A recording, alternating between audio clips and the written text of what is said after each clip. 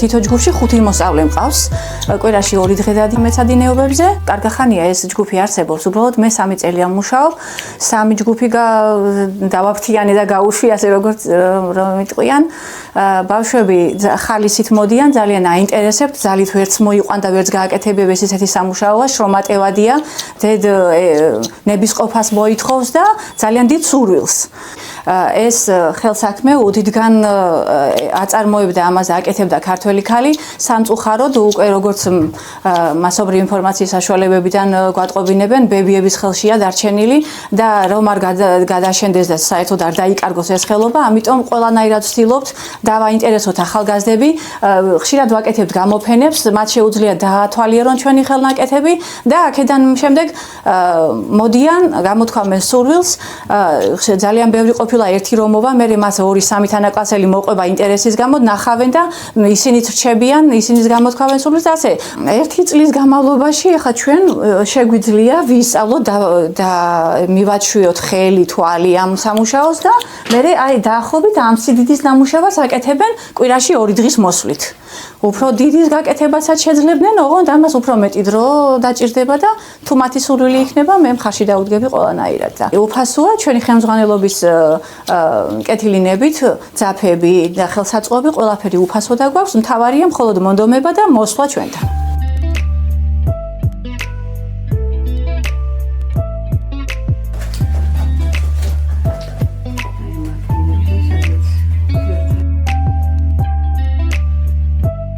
დაახლოებით 10 წლამდე არის რაც უკვე აქ მუშაობთ, ვასწავლით თექის დამუშავებას, ეს თექა მოიხსენებათ არის უძველესი ტრადიციული მეთოდი.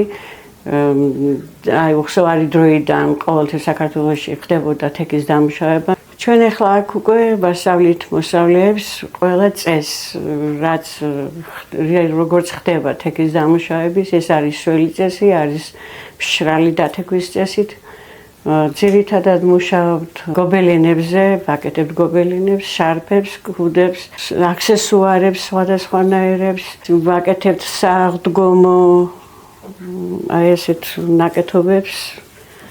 ბავშვებს ძალიან მოსუნთქებთ, დაინტერესებულები არიან, მოდიან სიხარულით და მუშაობენ ჩვენთან ერთად. როდესაც საკუთარი ერის პატივისცემა და სიყვარული გაქვს, როცა შენი ქვეყანა გიყვარს, მისი ტრადიციები არ უნდა დაიკარგოს და ამიტომ უნდა მოვიდნენ და უნდა ისწავლონ აუცილებლად, რომ შემდგომშიც გაგრძელდეს ეს ტრადიცია. ხელოვნებანი ბავშვი ვარ, ასე ვთქვათ, ძალიან მიყვარს ხატვა, გამოძერწვა, ცეკვა, სიმღერა და ასე შემდეგ, ამიტომ გადავწყვიტე, რომ რამე ახალი გამომეცადა და გადავწყვიტე აქ შემოსვლა და ძალიან მომწონდა დღემდე ამ საქმით ვარ, ასე ვთქვათ, დაყვებული. მე მოვყევი მეგის, რადგან ძალიან აინტერესებდა როგორი იყო ეს შემოქმედება.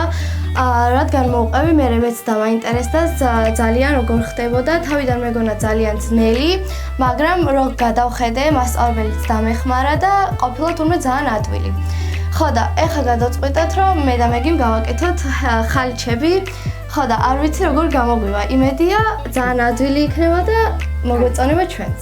ჯერობით ჩვენ ახლა ვმუშაობთ, ვსწავლობთ კარგად ორნამენტების გაკეთებას, რო კარგად შევაჩვიოთ ხელი და შემდეგ ჩვენი სურვილით ან მასწავლებლების დახმარებით შეგვიძლია რომ შევქმნათ ჩვენი ნამუშევრები. ძალიან მომწონს ეს საქმიანობა, როდესაც ვმუშაობ სიამოვნებას მანიჭებს, ძალიან მიხარია. მე ახლა დავასრულე ამ ყვავილების თაიგულის კეთება.